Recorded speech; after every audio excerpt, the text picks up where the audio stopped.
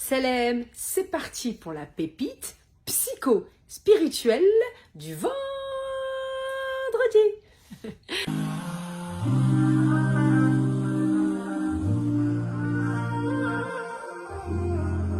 C'est parti. Aujourd'hui, j'aimerais vous parler de l'âme, de l'être originel et de l'esprit, du souffle du divin. Pourquoi? Car aujourd'hui, dans beaucoup de spiritualité New Age et même malheureusement dans la communauté musulmane, il y a une espèce d'amalgame, de mélange, de non-clarification sur ces différentes notions. Il est important de clarifier l'âme, l'ego et l'être originel. Pourquoi? Car on entend souvent, il faut se libérer des parts blessées que nous avons dans l'âme, mais en même temps se reconnecter à l'âme. Oui, mais si je me reconnecte complètement à mon âme, ben je me connecte aussi à ces parts blessées. Donc, il était fondamental déjà de revenir à la base. Qui sommes-nous? Je le répète, nous sommes des êtres spirituels qui vivons une expérience humaine. L'être spirituel, c'est l'être originel, c'est la fitra. Et dans ce monde manifesté, avec lequel nous allons nous incarner, nous allons être incarnés à travers un corps. Nous allons donc nous incarner à travers différentes typologies de personnalités dans lesquelles va véhiculer notre âme. Et nefs, qui veut dire âme, on le retrouve aussi dans l'ego. Pourquoi? Car l'âme a différents états d'évolution. Et c'est grâce à l'islam, qui veut dire échelle d'évolution, également l'âme qui se hisse et qui va monter, qui va s'élever, s'envoler pour atteindre son être originel. Mais pour s'élever, il va falloir qu'elle se libère. Et pour se libérer, il va falloir qu'elle se dépouille. Donc l'âme va d'abord subir un processus dans cette vie terrestre, cette vie manifestée, un processus de dépouillement personnel. Elle va se libérer de tous ces masques, masque qui veut dire persona en latin, d'accord? Et donc on se libère de tous ces systèmes d'identification de l'ego qui créent notre personne manifestée sur Terre pour s'élever et arriver à des états d'âme inspirés, satisfaites. Pourquoi c'est important de se libérer? Selon l'imam Razali, dans les traditions musulmanes et dans d'autres également spiritualités du monde, d'après plusieurs maîtres spirituels, je vous invite à regarder tout ce qui se dit sur la notion de l'âme. L'âme traverse différents états. Dixit, je vous invite à regarder la pépite psychospirituelle que j'ai faite durant le ramadan sur les différents états d'âme. Il y a l'âme engluée, il y a l'âme qui a tendance à se victimiser, d'accord?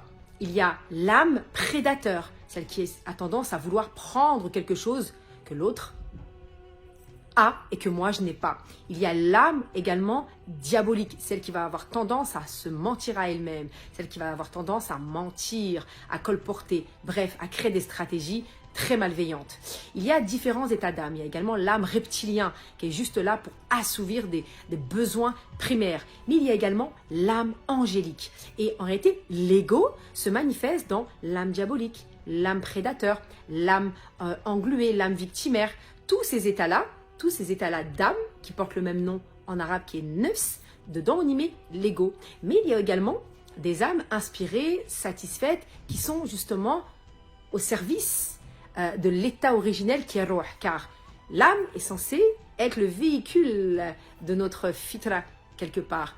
Alors c'est important de bien comprendre la différence entre nos états d'âme, notre chemin, donc nous allons faire évoluer notre état d'âme, nous dépouiller de nos parts blessées, l'âme va se libérer de toutes ces blessures, de tous ces traumas qu'il va hériter soit in vitro, soit à cause d'un transgénérationnel très très lourd, d'une histoire coloniale, de traumas, d'histoire ou même de l'intergénérationnel. Certains parlent même de dette karmique, d'accord? Et donc, plus on va se libérer, et cela nécessite un processus de dépouillement personnel pour pouvoir s'élever, s'éveiller à cette échelle d'élévation pour hisser l'âme au sommet. Et le sommet, c'est l'être originel.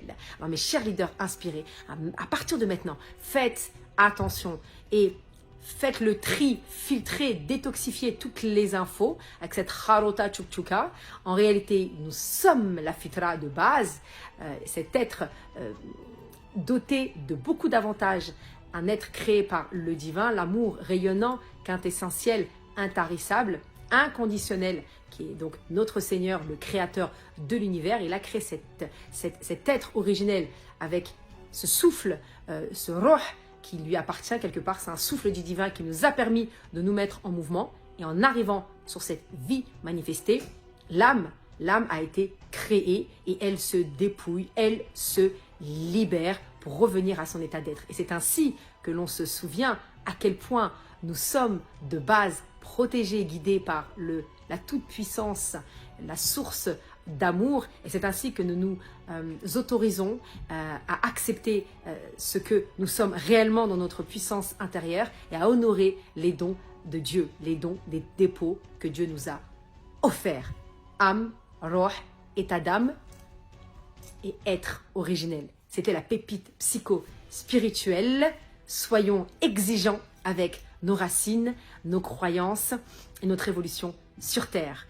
Je vous dis à la semaine prochaine. Hâte de vous découvrir pour ceux qui seront là à Alger le 13 et le 14 novembre pour aller encore plus loin et s'expandre dans cette dimension d'être originel. C'était la pépite psycho-spirituelle. Et je vous dis à la semaine prochaine. Inch'Allah.